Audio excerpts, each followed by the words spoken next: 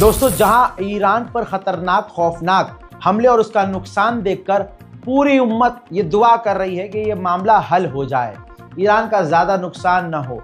सबके मुंह से अल्लाह और सिर्फ अल्लाह निकल रहा है ईरान पर खौफनाक हमले देखने के बाद। जहां एक तरफ पूरी उम्मत का दिल घबरा रहा है, ईरान बिल्कुल सुकून में है। ईरान के ऑफिशियल्स ने पता है क्या कहा है कि अगर हमें दो ऑप्शन दिया गया कि यूरेनियम जीरो कर लो, यूरेनियम बनाना बंद कर लो, या फिर जंग लड़ो, तो ये क्लियर है, स्पष्ट है, और क्लियर कह देना चाहते हैं कि हम जंग लड़ेंगे। हम लड़ेंगे अपने हक के लिए, हम लड़ेंगे अपनी ज़मीन के लिए, हम लड़ेंगे जुल्म के खिलाफ।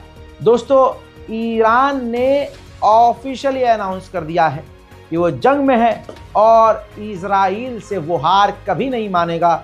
और ये दुनिया के बेवकूफ़ से बेवकूफ़ इंसान को अब यकीन हो चला है कि ईरान घुटने तो कभी नहीं टेकेगा। ठीक इसी तरह से ईरान के प्रेसिडेंट ने भी कह दिया है कि हम यूरेनियम बनाना बंद नहीं करेंगे। धमकाया जाए, हमें जंग थोपी जाए, सोचा जाए कि हमारा नुकसान हो रहा है तो हम यूरेनियम बनाएंगे। ईरान ने यह तक कह दिया जिससे हलक सूख गया है इजराइल का। ईरान ने कहा कि अभी तक हमने इजराइल के डिमोना न्यूक्लियर फैसिलिटी पर हमला नहीं किया।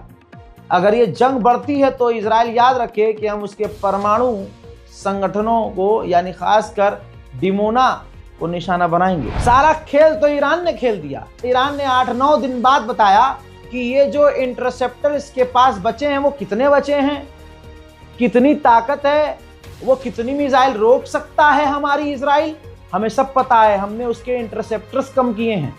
अभी तो खेल चल रहा था, अभी आगे आगे देखिए होता है क्या।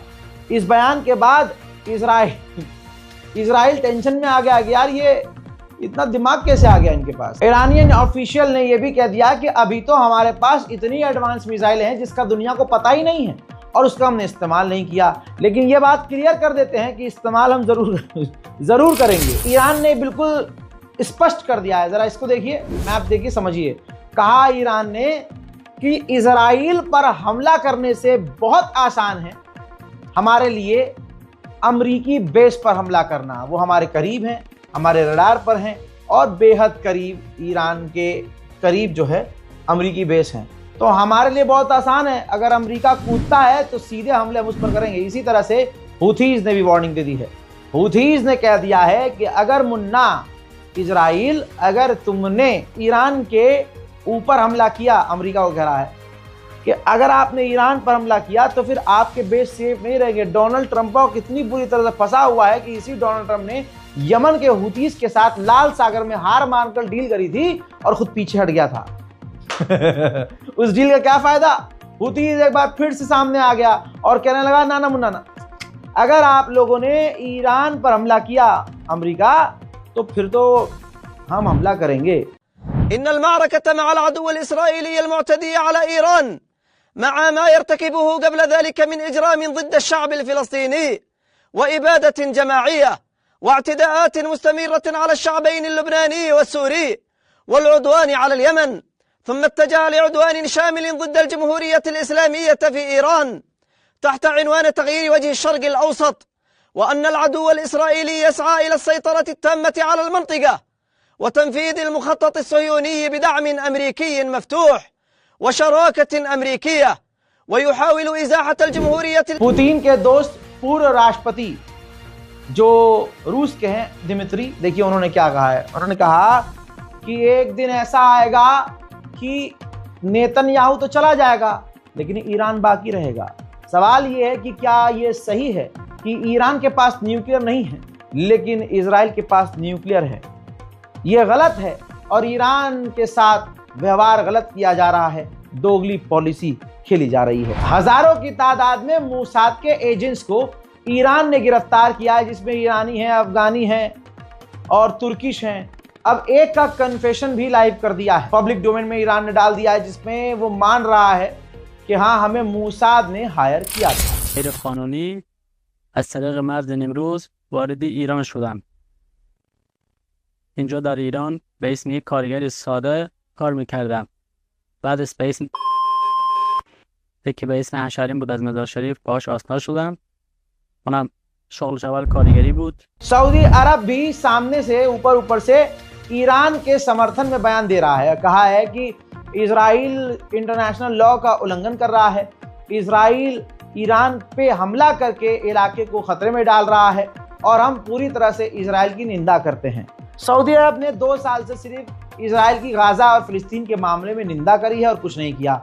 यही सऊदी अरब है जिसके यहाँ अमेरिका का बेस है और अमेरिका के तमाम एडवांस फाइटर जेट, यहाँ तक कि परमाणु बॉम्बर भी वहाँ तैनात है। तो बड़ा दोगला लगता है मुझे सऊदी अरब के सामने से ये कह रहा और पीछे से इजराइल के साथ है। बड़ा अजीब लगता है अरब देशों का ये दोगलापन मुझे कि इजराइल की आलोचना भी कर रहे हैं और अब्राहम अकॉर्ड में शामिल भी हैं। भले ही सऊदी अरब शामिल नहीं है, लेकिन सऊदी अरब की गहरी दोस्ती इजराइल के साथ है। मोहम्मद बिन सलमान डोनाल्ड ट्रंप का बेस्ट फ्रेंड है। हम गलतफहमी में थे कि हमारा वाला जो है नमस्ते डोनाल्ड ट्रंप करके अपना बेस्ट फ्रेंड ट्रंप को बना चुका है, लेकिन नहीं, ट्रंप भी धोखेबाज है और बिन सलमान भी धोखेबाज है। अरब और मुसलमानों से, बात एक ही, अरब हो या मुसलमान, नफरत इजराइलियों को इन अरब से इतनी है कि चैनल 13 पर एक अरब का बंदा काम कर रहा था, एंकर था, अरब का एंकर, जो कि फिलिस्तीन से तो नहीं कह सकते लेकिन वो किसी अरब वरब देश का होगा।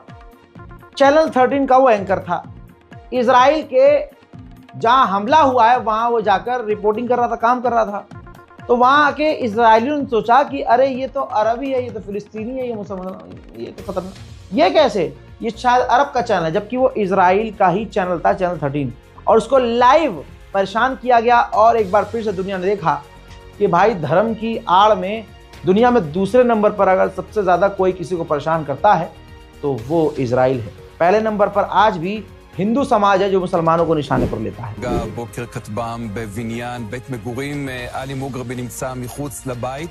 נזכיר, האישה שגרה בבית כבר לא הייתה בו, ואתה איתך שם, אני רואה עוד אנשים. אנחנו איתך, עלי.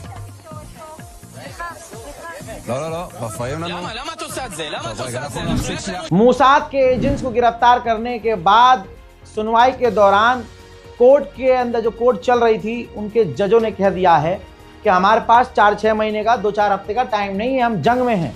हमने जिन को गिरफ्तार किया है, जो सामने पेश हुए हैं, उन मूसाद के एजेंट्स को हम तुरंत सजा देंगे। کسی ویژه بمبارداری که دیشب دستگیر شده، یک کسی ویژه هم هست که برای شب دستگیر شده. اینا مورد کارشون هم ارتباطاتی هست که لوکیشن و موضوعاتی از اینجا رو فرستادن، پولایی هم به صورت ارز دیجیتال دریافت کردن. اینا آموزش دیده هستن، خیلی موضوعاتشون سفت و سخته.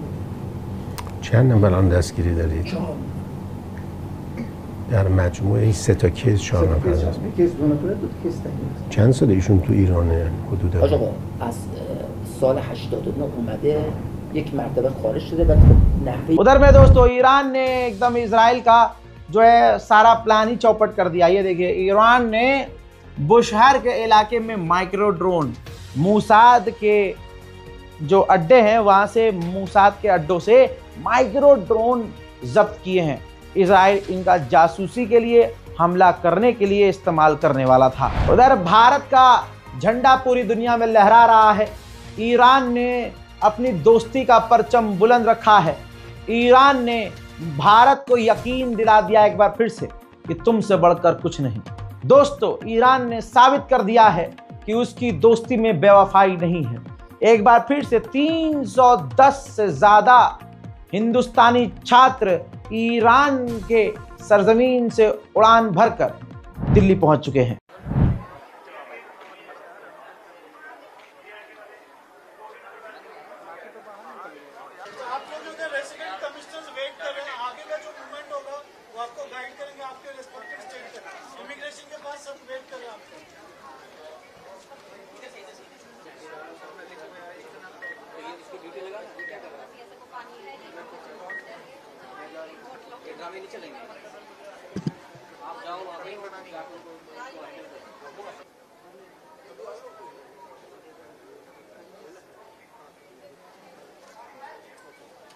वहाँ से आने में तो यानी फ्लाइट्स वगैरह तो सब बंद हैं और इंडियन गवर्नमेंट ने सपोर्ट की है इसमें, यही फ्लाइट्स शुरू हुई है। यानी एक कल आई थी और एक आज आई है।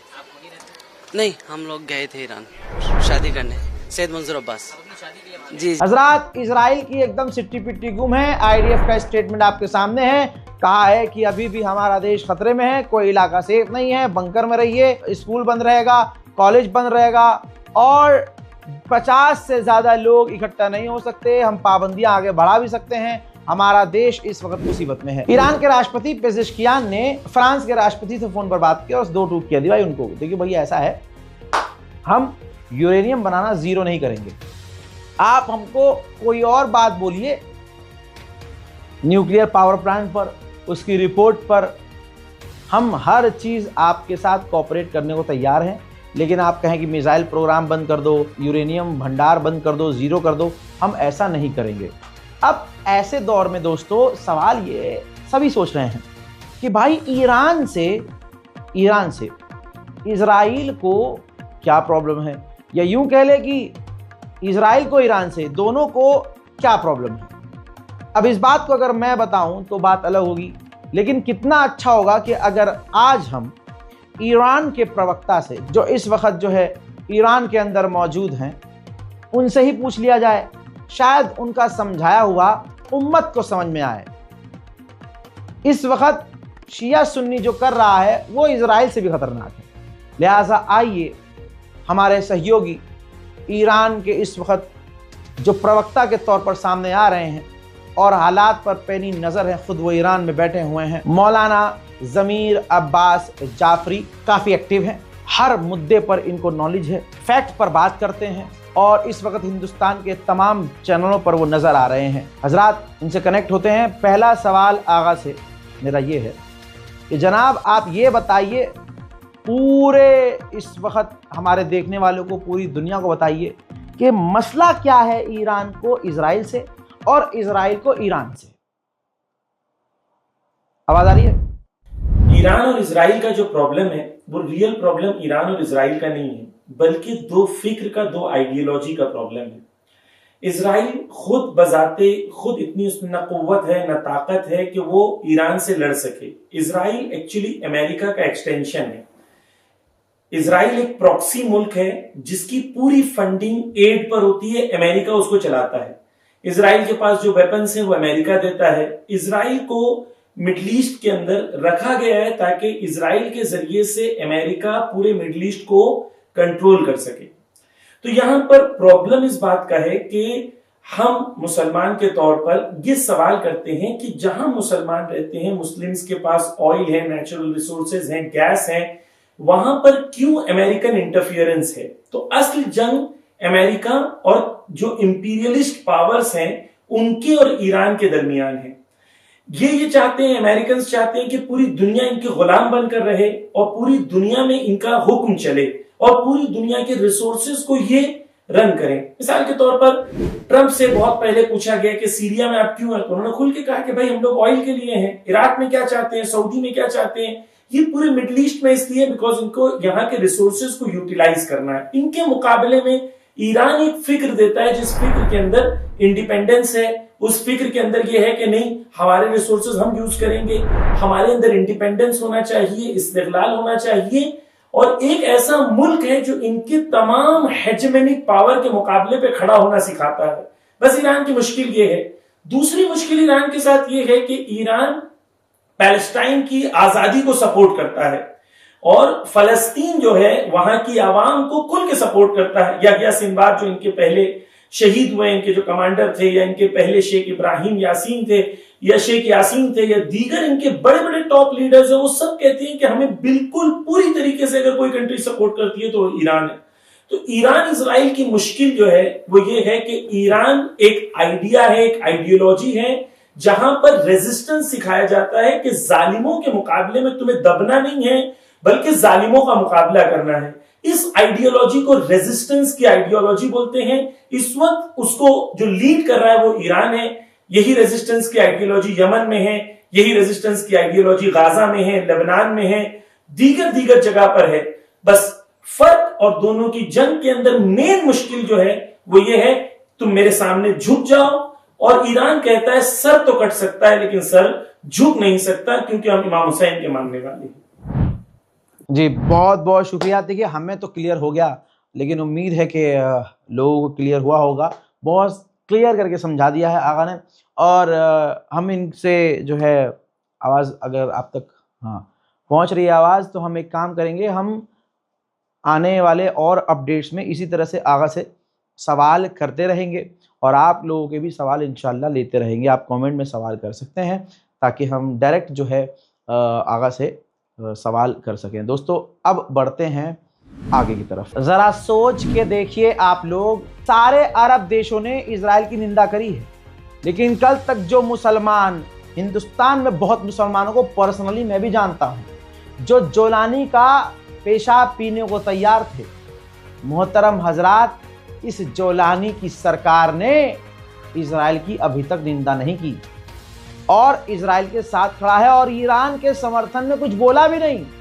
अरे कोई अरब ईरान के साथ नहीं है, लेकिन कम से कम मुंह से खिलाफ तो नहीं है और पूरी तरह से मुंह से आलोचना तो कर रहे हैं इजराइल की। लेकिन ये जोलानी ऐसी गंदी नस्ल का कीड़ा है कि इसने, आप देखिए, उम्मत जहां एक तरफ खड़ी है, ये बंदा अलग। ईरान के कमांडर ने कहा है कि जो भी इजराइल की मदद कर रहा है वो डायरेक्ट और इनडायरेक्ट इस जंग में इन्वॉल्व है और हमारे निशाने पर है। जो भी मिलिट्री एड भेजी जा रही है इजराइल को, वो हमारे निशाने पर हैं और हम हर चीज का जवाब देंगे।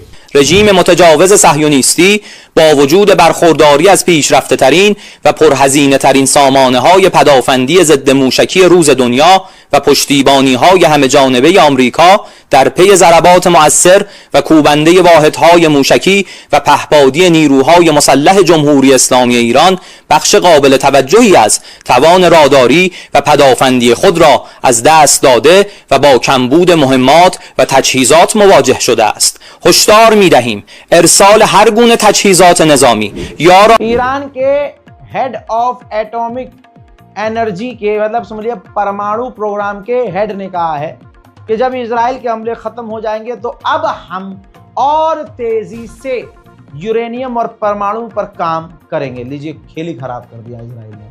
मतलब अब ईरान के पास पूरा मौका है कि वो परमाणु बना सकता है। फिलहाल के इस अपडेट में इतना ही। इस रिपोर्ट को शेयर कीजिए, दुआओं में याद रखिए। जय हिंद।